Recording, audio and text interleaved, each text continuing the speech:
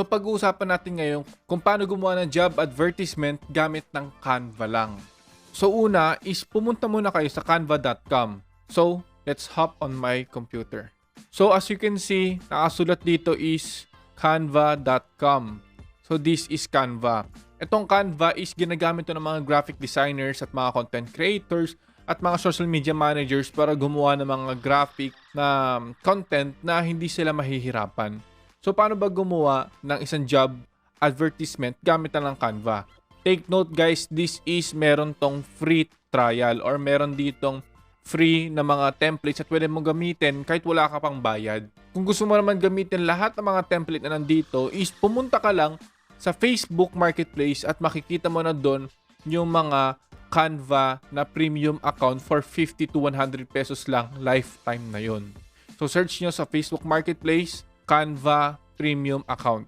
So, balik na tayo dito sa Canva. Ang isi-search natin is job ad. After may search yung job ad is marami ka na makikitang mga templates for posting sa mga social media para makapaghanap ng empleyado. Ang kukunin natin is ito para maganda.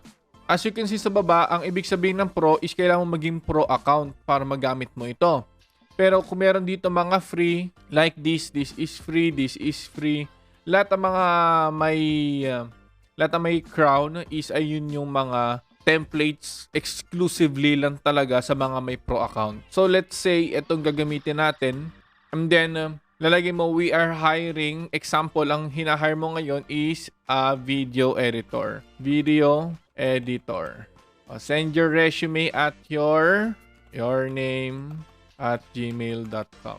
Ganun lang kadali guys. Tapos you can download this right away. Pero let's say magpapalit muna tayo ng pwede tayo mag-add ng mga elements if gusto nyo. Let's say lagay natin is computer. Ayan, pwede tayo maglagay ng computer sa likod. Kung gusto nyo iharap, bring it forward. Pwede nyo liitan. Lagay nyo dyan sa tok-tok. Para lang mas creative.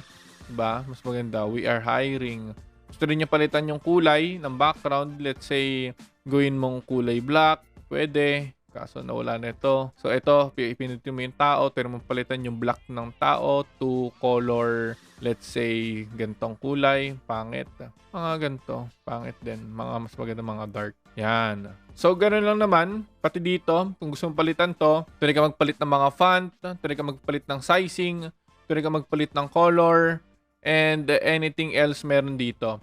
So, if you're done with your template, is pumunta ka dito sa share, download as PNG or pwede rin JPEG, tapos download. And then, automatic na siya na magda-download sa mismong PC mo at pwede mo na siyang i-post. And this is the final output sa ginawa nating sample na job advertisement. So, ayan yun.